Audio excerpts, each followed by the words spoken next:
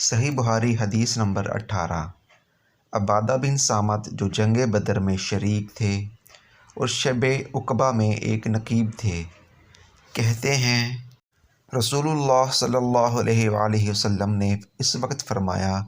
کہ جب آپ صلی اللہ علیہ وآلہ وسلم کے گرد صحابہ کی ایک جماعت بیٹھی ہوئی تھی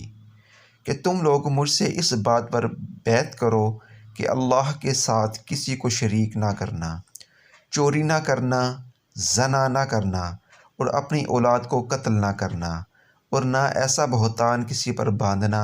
جس کو تم دیدہ و دانستہ بناؤ، اور کسی اچھی بات میں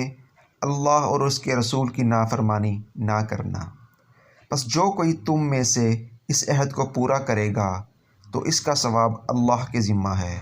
اور جو کوئی ان بری باتوں میں سے کسی میں مبتلا ہو جائے گا اور دنیا میں اس کی سزا اسے مل جائے گی تو یہ سزا اس کا کفارہ ہو جائے گی، اور جو ان بری باتوں میں سے کسی میں مبتلا ہو جائے گا اور اللہ اس کو دنیا میں پوشیدہ رکھے گا تو وہ اللہ کے حوالے ہے، اگر چاہے تو اسے درگزر کر دے اور چاہے تو اسے عذاب دے۔ عبادہ بن صامت رضی اللہ تعالی عنہ کہتے ہیں کہ ہم سب لوگوں نے آپ صلی اللہ علیہ وآلہ وسلم سے اس شرط پر بیعت کر لی۔